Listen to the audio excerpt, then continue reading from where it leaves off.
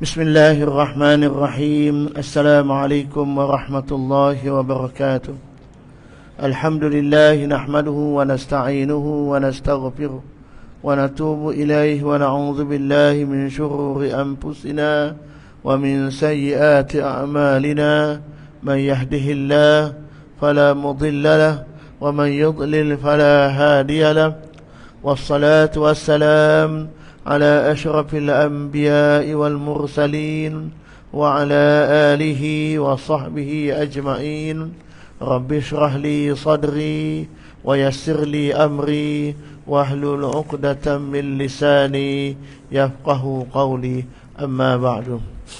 Sahabat-sahabat sedaya jemaah yang dirahmati Allah sekalian, pertama kita bersyukur kepada Allah Subhanahu wa taala dapat sama-sama kita berkumpul malam ini. Mudah-mudahan perhimpunan kita diberkati dan dirahmati oleh Allah Subhanahu wa ta'ala, insya-Allah.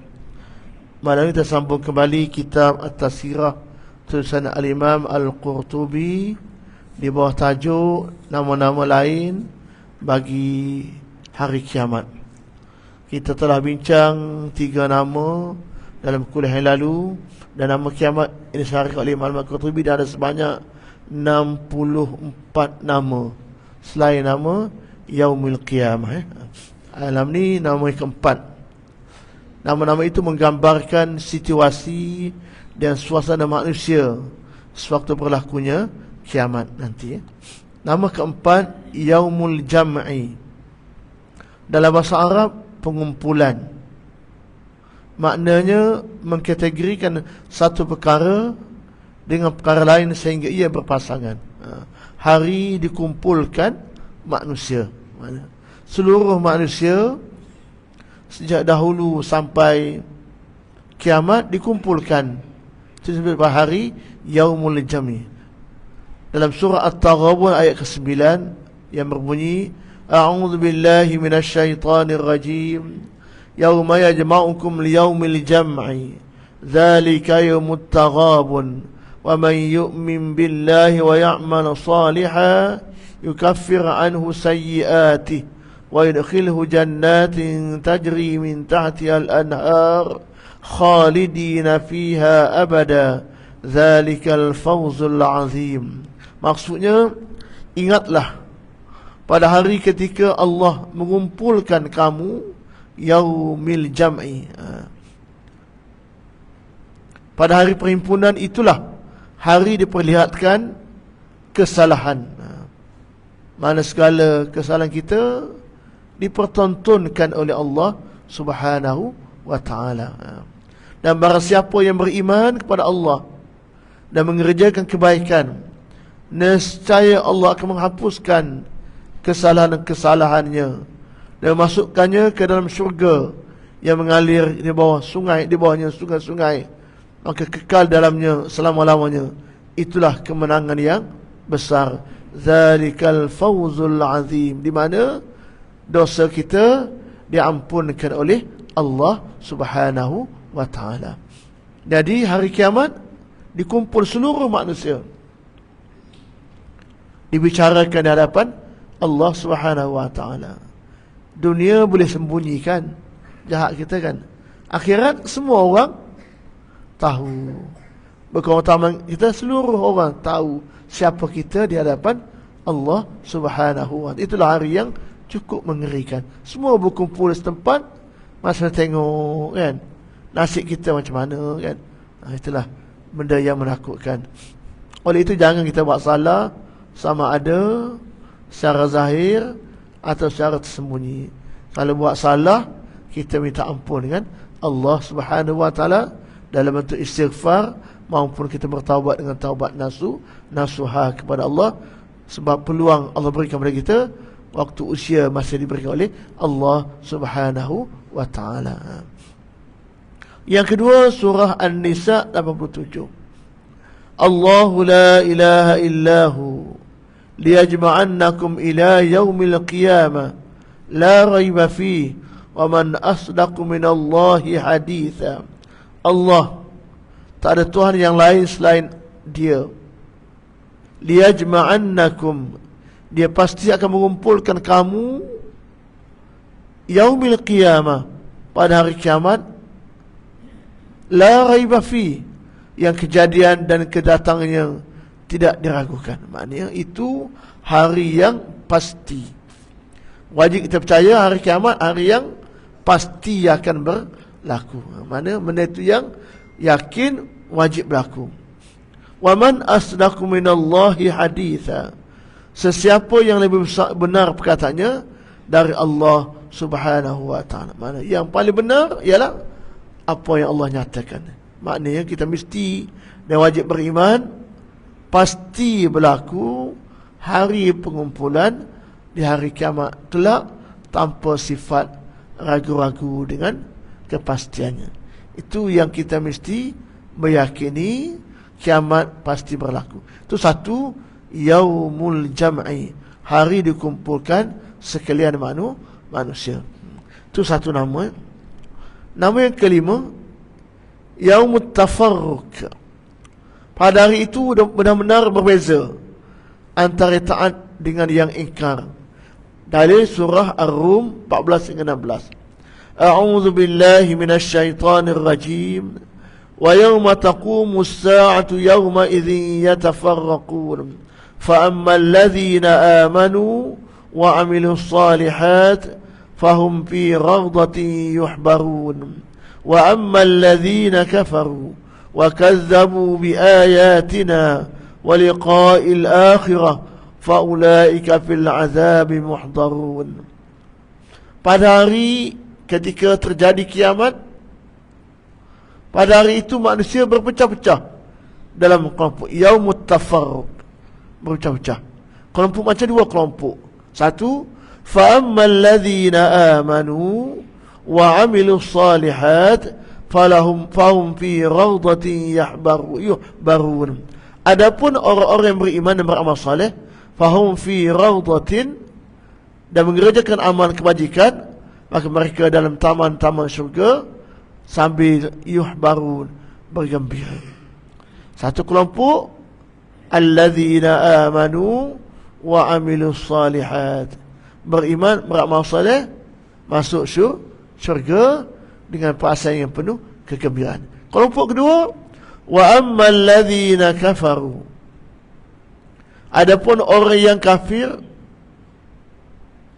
wa kazzabu bi ayatina, dan mendustakan ayat-ayat kami, wa liqa'il akhirah, serta mendustakan pertemuan hari kiamat kelak, fa ulaika fil azabi muhdarun, maka mereka tetap berada dalam azab neraka. Ar-Rum 14 hingga 16. Jadi itu dia kata dibezakan. Yang beriman masuk syurga, yang kafir masuk neraka.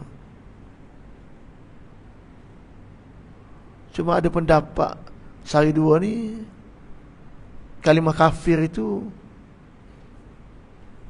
nak ganti kalimah apa? Bukan Islam kan? Dan kalau sebut kalimah kafir lah, terjemah direct kafir lah kan. Nak terima setelah itu bukan Islam lah. Mungkin itu macam khinzir dengan kalimah babi lah kan. Sensitivity tu, dua-dua tu makna yang sama. Yang pentingnya maksudnya sampai. Maksud artinya yang kafir, yang tidak beriman, yang bukan Islam akan masuk neraka dan diazab selama-lamanya oleh Allah Subhanahu wa ta'ala. Itu satu. Itu disebut nama yaumut tafarruq, dibezakan. Jadi akhirat dibezakan dua kelompok ini. Dalil kedua surah Asy-Syura ayat ke-7, wa kadzalika awhayna ilaika qur'anan arabiyyan litunzira ummal qura wa man hawlaha wa tunzira yawmal jam'i la raiba fi fariqun fil jannah wa fariqum fis sa'ir. Sama Dan demikianlah kami wahyukan Al-Quran kepadamu Arabiyya dalam bahasa Arab, litunzira ummal qura, agar kamu memberi peringatan kepada penduduk ummal qura. Itu nama lama bagi Makkah, Ummul Qura kan. Kalau Madinah, Yathrib. Mekah, Ummul Qura. Batas ada universiti Ummul Qura di Madinah, di Mekah. Nama Mekah ialah Ummul Qura. Pada Mekah, wa man haulaha, dan penduduk negeri di sekeliling. Wa tunzira yaumal jam'i la raiba fi, serta memberi peringatan tentang hari perhimpunan kiamat yang tidak ragu-ragu, la raiba fi, padanya. Fariqum fil jannah, segolongan masuk syurga, wa fariqum fis sa'ir, dan segolongan akan masuk neraka. Mana kita meyakini golongan beriman akhirnya pasti masuk syurga. Orang Islam lah. Cuma kena azab bergantung pada dosanya. Orang kafir yang tidak berislam, yang tidak beriman, kekal dalam neraka selama-lamanya. Tidak ada yang tengah-tengah. Dua aja.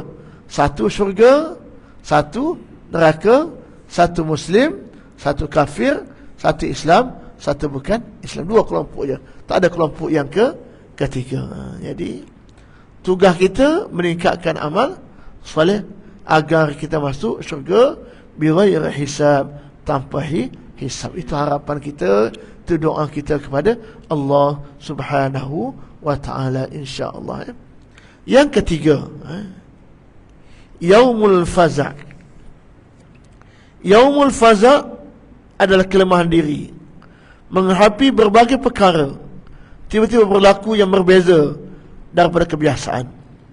Apabila perkara ini berlangsung dalam masa yang lama, maka jiwa mahu ada perkara yang menguatkannya. Al-Hasan menyatakan bahawa nama ini sesuai dengan tiupan sangkakala Israfil yang kedua. Tiupan pertama dimatikan seluruh makhluk, kan, manusia. Tiupan kedua dibangkitkan dari kubur menuju ke padang mahsyar, kan. Maknanya waktu itu masing-masing ada kekurangan, kelemahan, ikut amalan masing-masing.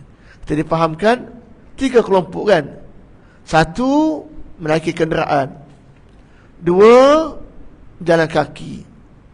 Tiga, tertongging, kepala ke bawah, kaki ke atas. Sahabat tanya, boleh ke? Kan? Mana Nabi sebut benda tidak mustahil, itu semua adalah dalam kekuasaan Allah. Kenapa tertongging? Sebab dunia dulu songsang. Allah suruh buat baik, dia buat jahat, melawan apa yang Allah tetapkan. Itu dibangkit dalam keadaan yang songsang. Jadi dua kelompok, satu berkenderaan. Kenapa? Sebab amal baiknya mungkin banyak. Yang berjalan kaki, amalnya kurang, kan. Itulah dikatakan peluh setinggi mana, matahari secingkar, itu semua nasib itu ikut amalan masing-masing. Dosa kita banyak. Walaupun dekat matahari mungkin tak panas, mungkin ada bayangan, mungkin ada naungan Allah dengan sebab amal baik kita. Jadi semua itu keselamatannya dengan sebab amal soleh kita, bukan dengan kekuatan fizikal. Kalau dunia ada benda lain tak? Ada payung macam orang buat di padang di Arafah, ada payung kecil tak? Macam-macam teknologi, ya. Ada kipas panas, kan. Akhirat semua itu bergantung pada amalan. Jadi kelemahan diri kita, ada kelemahan kita kerana kurang amalan kita, kurang kebajikan kita, kurang pahala kita. Jadi tugas atas dunia mengumpulkan sebanyak mungkin amal kebaikan kita yang penuh ikhlas kepada Allah, agar Allah terima dan menjadi pahala di sisi Allah di padang mahsyar nanti, kan. Banyak tapi tak ikhlas, rugilah. Banyak niat kita kerana Allah, buat kerana Allah, betul ikut syariat, dikira sebagai ibadat, kan. Banyak tapi tak ikhlas, rugilah. Dunia dapat apa? Dapat pujian makhluk. Akhirat rugilah, dapat. Jadi kita nak ikhlas kepada Allah setiap amalan yang kita lakukan kepada Allah Subhanahu wa ta'ala. Kita cuba ikhtiarlah. Ini banyak cabaran, Cabaran keikhlasan. Satu, sebelum 2 semasa, 3 selepas. Sebelum buat nak kena ikhlas. Masa buat kekal ikhlas. Lepas buat share pula gambar dah. Takut-takut menyebabkan ada unsur lain pula, kan? Unsur lain pula aku terjejas pahala kita dengan sebab keikhlas. Jadi tiga-tiga keadaan, sebelum pun kerana Allah, semasa pun kekal istiqamah kita buat itu bukan kerana menuju yang akhir sekali pun kita kekal, kan? Maknanya bukan senang tu, kan? Cabaran sekarang bukan senang, kan? Sebab pujian manusia dapat serta-merta, pujian Allah tak nampak dengan mata zahir, tapi nampak dengan mata batin kita, hati kita. Jadi itulah pentingnya. Yang lemah diri pada masyarakat, lemah kerana kurangnya amal soleh kita bila mana kita dibangkitkan daripada kubur menuju ke padang mahsyar. Waktu itu kita menghadapi pelbagai ujian dengan peluh yang banyak, mungkin buat dosa, lemah dalam peluh. Itu sakit mana dosa kita, kan? Matahari singkal, panah yang ketara. Yang ketiga, tunggu dihisap pula. Tunggu tu pun satu azab. Berapa lama itu mungkin bergantung kepada tempoh akhirat itu. Mungkin berapa lama tak pasti, kan? Yang pentingnya lama tak lama bergantung pada amal kita. Amal banyak walaupun lama mungkin dirasa sekejap, tapi amal kurang lama sungguh. Jadi itulah ujian masing-masing di hadapan Allah Subhanahu wa taala. Itu yang ketiga. Yang keempat atau yang ketujuh, yaumud du'a, hari keseruan. Seruan di sini terdapat 8 jenis menurut Ibnu Arabi. Pertama, seruan penghuni syurga terhadap penghuni neraka, iaitu celaan bagi mereka. Maknanya mencela keadaan penghuni neraka yang kena azab tidak sedar waktu hidup atas dunia. Yang kedua, seruan penghuni neraka terhadap penghuni syurga agar mereka diberi pertolongan. Orang ahli neraka minta ditolong, minta dibantu, minta dia keluar daripada neraka, masuk dalam syurga, mendadayu. Jadi itu ahli neraka minta mereka dikeluarkan, mereka tak dikenang azab. Yang ketiga, seruan atau permohonan setiap orang pada para imam mereka, pada ketua mereka, kan? Minta diberi syafaat, minta diberi pertolongan, minta dibantu, kan? Itulah makna sabda Rasulullah SAW, yang hari kiamat telah tiba dan telah seruan agar setiap umat mengikut apa yang disembahnya waktu dunia. Sembah batu, semua patung, kan? Minta sembahlah. Semua itu tak boleh bantu untuk mengurangkan azab di padang mahsyar, kecuali dengan syafaat daripada Allah Subhanahu wa taala. Yang keempat, seruan Allah yang berikut. Si fulan bin fulan telah bahagia dan tidak akan celaka setelah ini, setelah dibuat selama-lamanya. Atau si fulan bin fulan telah celaka dan tidak akan bahagia setelah dibuat begini-begini selama-lamanya. Maknanya Allah sebut pada kita, orang yang gini-gini bahagia, orang yang gini-gini tak bahagia selamanya. Maknanya daripada mahsyar itu, satu fizikal kita pun seronok, dapat nikmat. Yang kedua ialah psikologi kita dengan panggil Allah, orang yang baik, seronoklah. Ahli neraka pula fizikal pun sakit, orang jahat, panahnya, teruknya, kena kata pula. Mungkin dalam bahasa kasar, padam muka dah. Yang maknanya dah lah sakit, orang kata pula. Kalau sakit saja orang tak kata, okey. Tak berhenti kata. Maknanya dalam bahasa dunia mungkin tension, kan? Maknanya fizikal pun sakit, mental pun sakit. Dua-dua azab. Jadi yang baik, fizikal pun seronok, mental pun bahagia. Kan seronok lah, maknanya dua-dua keadaan. Jadi disuruh oleh Allah Subhanahu wa taala. Itu bentuk keazaban. Yang kelima, seruan Allah menyebut, wahai penduduk syurga, kamu semua kekal dalamnya dan tidak akan mati. Wahai penduduk neraka, kamu semua kekal dalamnya dan tak. Itu dalam bahasa lafaz yang lain. Kamu semua masuk syurga, Kamu kekal, kamu takkan mati.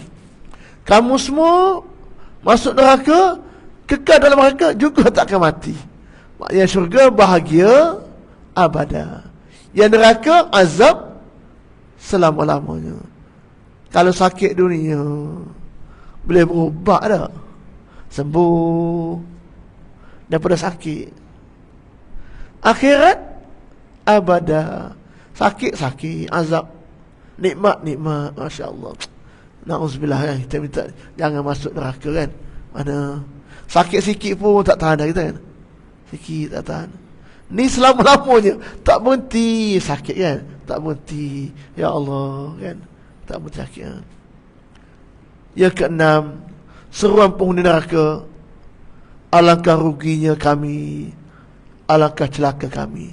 Suara penyesalan ahli neraka bila masuk neraka, sesal. Sesal kan? Sesal yang tidak boleh diubah lagi. Sesal mesti waktu di atas dunia, bukan sesal selepas kita mati. Lepas mati tak boleh U-turn, tak boleh ghostan, tak boleh paling ke belakang. Jadi maknanya ahli neraka pun merasa rugi. Tapi tak boleh buat apa adalah rugi kerana celaka, rugi kerana azab. Waktu dunia mereka tidak ada keinsafan. Itu seruan ya. Ketujuh, seruan para saksi yang menyatakan pembohongan orang yang berbohong. Mereka telah berbohong pada Tuhan mereka. Ketahuilah, laknat Allah adalah bagi orang yang melakukan kezaliman. Saksi-saksi kita kan. Akhirat yang jadi saksi kita anggota badan kita lah. Mulut tak boleh cakap. Maknanya anggota lain bercakap menyaksikan siapa kita di hadapan Allah di pada mahsyar. Dunia boleh tipu lagi. Aku tak buat tapi dia buat kan. Akhirat tidak boleh laku tipu sebab mulut tak bercakap lagi. Bercakap kaki, tangan kan. Cerita apa kita buat waktu atas dunia. Itu tidak boleh dibuat apa-apa lah kan. Aku telah tahu siapa kita di hadapan Allah Subhanahu wa ta'ala. Ya betul lah.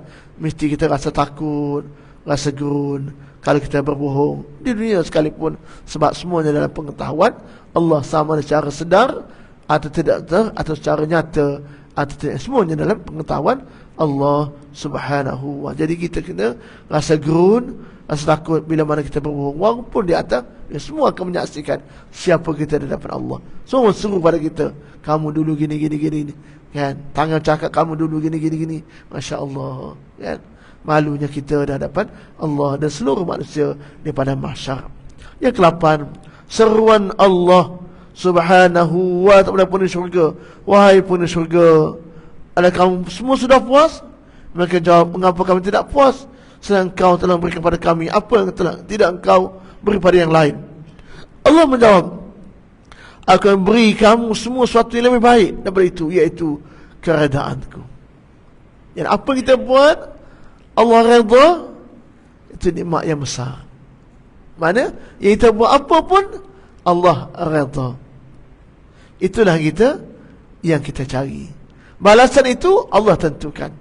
Jadi kita buat mestilah benda-benda yang baik-baik, yang elok-elok, berdasarkan apa kita pelajari daripada sumber yang benar, sumber yang betul, sumber yang sahih. Moga-moga yang kita buat itu Allah terima dan diredai oleh Allah Subhanahu wa ta'ala. Kita minta yang kita buat diterima, diredai oleh Allah Subhanahu. Itulah 8 jenis seruan. Yaumad du'a, yauman seruan kepada setiap manusia, sama ada ahli syurga atau ahli neraka, untuk menunjukkan bunyi suara-suara memanggil kita ke arah kebaikan atau ke arah kejahatan, bergantung pada siapa kita di padang mahsyar nanti, nanti. Itu hari akhirat. Yang ke-8, hari yang menjatuhkan dan hari yang menaikkan. Yaumur khafidah ar-rafi'ah.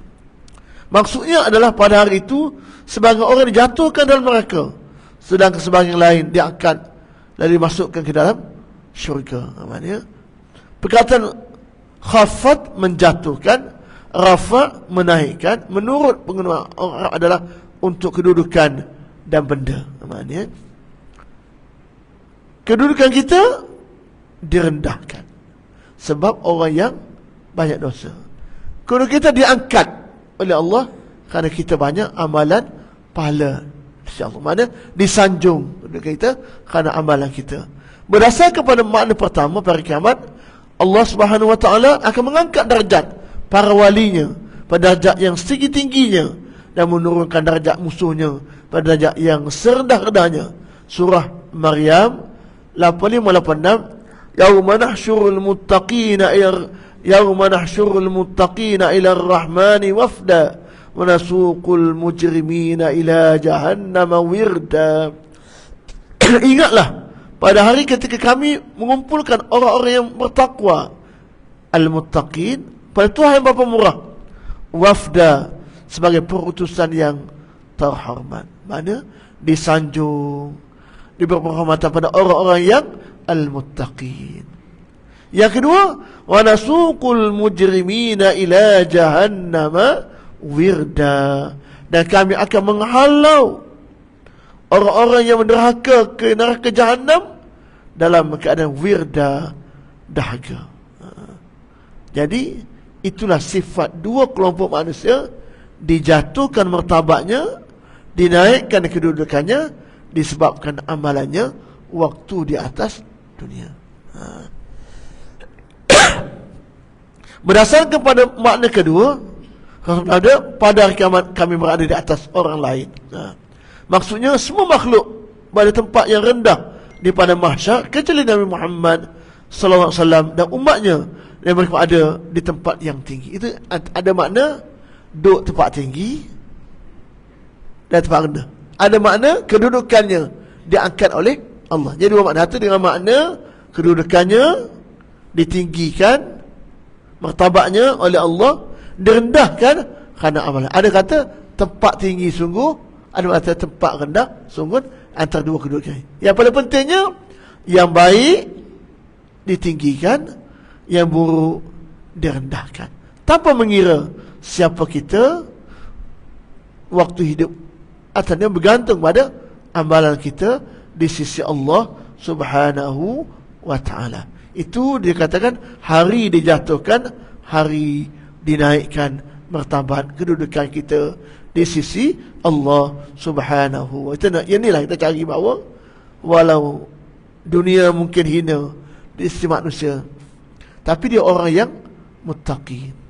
Betullah, jangan hina manusia berdasarkan kedudukan atas dunia. Mungkin cleaner pejabat kita baik, saya jumpa cleaner pejabat tu berhenti sapu-sapu, buka Quran, baca Quran, dia cleaner je, tapi mudah buat amal. Kita ni kedudukan besar dia tapi tak buat macam dia, kan? Makan duduk bawah tangga, kumpul ramai-ramai, bawa bekal daripada rumah, dah gaji 1,500, 1,800, kan? Naik bas pagi, kerja kat itu daripada Banting naik bas, daripada Sungai Pelik naik bas belum subuh. Tanya, makcik bas aku apa? Belum subuh naik bas dah. Kumpul bas kutip cleaner daripada kampung-kampung, kerja Putrajaya, Cyberjaya, kerja kat ITM, 7.30 masuk kerja, datang rumah 5.30 lagi, 9 subuh tengah jalan, kan? Di dunia mungkin nampak rendah, tapi dengan amal soleh tidak rendah di sisi Allah. Walaupun dunia, jangan pandang hina pada siapa pun, walaupun pangkatnya rendah daripada kita, mungkin amalan lebih baik pada kita. Jadi kita menghormati sekalian manusia, walaupun mungkin pangkat dia, kedudukan dia rendah daripada kita, tapi mungkin amal baik dia banyak daripada kita. Dia boleh bangun malam, boleh buat tahajud, boleh baca Quran, boleh istighfar. Kita pula di mana? Jadi jangan bangga dengan pangkat, jangan bangga kedudukan. Kita mesti syukur kalau kita mampu buat amal baik walaupun siapa kita. Jadi kedudukan kita diangkat berasaskan amal soleh, bukan berasaskan kedudukan waktu di atas dunia kita. Jadi siapa kita? Golongan muttaqin, bukan golongan al-mujrimin, orang yang berdosa di hadapan Allah. Kalau situlah, betullah Amalan benda akhirat, tengok orang lebih dari kita, baru ada motivasi nak buat amal baik. Bak dunia, tengok orang kurang dari kita, baru timbul rasa syukur kan. Selalu saya pergi kerja pagi-pagi, masa hujan, jumpa depan peroton, naik motosikal bonceng 3, depan leraga seorang kan, belakang 2 orang, pergi hantar anak sekolah. Allah kata aku nikmat, aku naik kereta, dia motosikal, jalan lagi 3 beranak, naik motor pergi, syukur kan, nikmat Allah kan. Jadi itulah. Pernah kawan saya masa bawa kerja dulu lah, masa bawa motosikal orang dekat 70 dah. Isteri mengandung, bawa motor, mati pula kat tepi lain. Ikut hati macam nak tendang motor dia tu. Sebab apa? Mati pula motor kan. Geraunya motor mana. Susah ya kan masa bawa kerja kan. Nak ceritanya, kadang-kadang kita diuji dengan susah. Tapi dengan sebab susah dulu, kelak kita akan syukur. Nikmat yang kita dapat ini, alhamdulillah. Pernah jalan kaki, pernah susah kan. Jadi bila kita dapat nikmat itu, kita mudah syukur. Itulah dunia tengok orang kurang, akhirat tengok orang lebih, baru timbul kekuatan kita untuk buat amal soleh. Dia rendah kedudukan tapi amalnya baik. Dia tinggi kedudukan, jadi iktibar pada kita. Jangan tiru benda yang tak baik yang dia buat, tiru yang baik yang dia buat. Mudah-mudahan kita jadi pengajar kepada kita. Akhirat Allah angkat disebabkan pahala amal soleh kita. Jadi mulia kita kerana amal soleh, hina kita kerana dosa kita di hadapan Allah Subhanahu wa ta'ala. Yang ke-9, Yaumul Hisab. Ini nama yang biasa Yaumul Hisab. Maksudnya adalah pada hari itu Allah Subhanahu wa ta'ala menghisap seluruh alam makhluknya, baik amal baik maupun amal buruk. Kemudian amal baik akan diganti dengan amal baik akan digantinya dengan kebaikan, sedangkan amal buruk digantinya dengan kejahatan. Rasulullah bersabda, "Ma minkum min ahadin illa sayukallimuhu rabbuhu laisa bainahu wa bainahu turjaman." Setiap kamu semua akan berhadapan dengan Allah Subhanahu wa ta'ala, dia akan bercakap dengan kamu semua tanpa melalui seorang penterjemah. Maknanya semua itu direct akan Allah hisap kita. Apa amal baik kita, apa amal, semuanya akan dihisap nyata ataupun tersembunyi. Jadi kalau kita banyak buat amal baik, kalau dosa kecil boleh menutup dosa kecil kita. Macam ambil wuduk kan, dengan ambil wuduk boleh gugur dosa-dosa. Dosa kecil, dosa besar tetap mesti dengan taubatan nasuha. Tak boleh dengan begitu kan, mesti dengan taubat nasuha kita kepada Allah Subhanahu wa ta'ala. Jadi amalan sunat itu sebagai satu amalan untuk menampal mana-mana yang kurang dan amalan yang wajib, dan menambahkan tanda kita syukur atas nikmat Allah. Yang wajib itu mesti buat semua dah. Yang wajib tak dikurang lah, mesti buat apa yang Allah perintahkan. Yang sunat itu menandakan kehambaan kita kepada Allah, rajin atau tidak bergantung kepada amalan sunat kita mampu buat ekstra yang Allah minta buat kan. Jadi kalau mampu buat, syukur kepada Allah Subhanahu. Jadi semua itu akan dihisab di hadapan Allah, kecil, besar, sembunyi, nyata, semuanya akan diketahui oleh Allah Subhanahu wa ta'ala. Jadi jadilah kita ni orang yang memulakan kebaikan, kita dan orang lain. Jangan jadi orang yang memula kejahatan. Takut-takut kita suruh buat jahat, orang tu buat jahat, takut dapat dosa yang berterusan. Jadi kita orang mula kebaikan, dengan sebab baik kita mulakan, orang tiru baik kita yang tak bercara dengan syariat, maka kita mungkin dapat saham daripada amal baik yang kita cuba usahakan. Jadi maknanya semua itu akan dihisap di hadapan Allah Subhanahu wa ta'ala. Ada yang mengatakan hisab itu dilakukan oleh Allah Subhanahu wa ta'ala dan dia menghisap sekaligus. Ada kata hisap seorang-seorang, ada mengatakan hisap sekaligus. Itu serah kepada Allah lah. Bentuk tu kan, method kira itu seorang-seorang ke apa, itu serah kepada Allah. Jangan kita persoalkan. Itu semua benda gaib yang Allah saja mengetahui kan. Cuma ada pernah mengatakan ada hisab seorang-seorang, ada hisab secara ramai-ramai kan. Macam sekarang lah, tu menunggu 5 orang sekali masuk kan. Ada kan, ada seorang-seorang. Jadi itu serah kepada Allah. Cara mana Allah nak usahakan hisab itu ramai ke sekaligus atau seorang-seorang, itu serah pada Allah Subhanahu wa taala.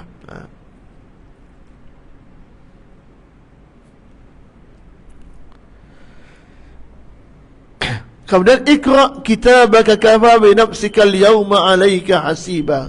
Surah Al-Isra 14. Bacalah kitabku, cukuplah dirimu sendiri pada waktu itu sebagai penghisap terhadapmu.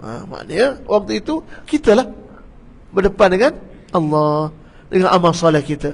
Maknanya kita berdepan dengan Allah. Siapa kita? Bergantung pada amalan kita dengan Allah Subhanahu wa taala. Tidak ada yang boleh bantu kecuali syafaat daripada pertolongan daripada Allah Subhanahu wa taala dan Nabi kita Muhammad sallallahu alaihi wasallam. Mana isteri, suami, anak tak boleh bantu dah.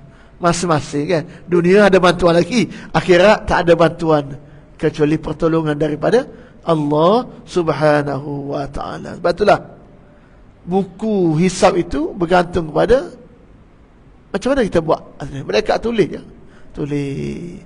Kita buat apa mereka tulis kan, tulis. Jadi buku itu bergantung kepada kita. Siapa? Mereka catat je. Catat kan. Siapa kita? Itulah kita. Kan? Dia tak tambah, dia tak kurang. Jadi kita tahu dah siapa kita, nasib kita.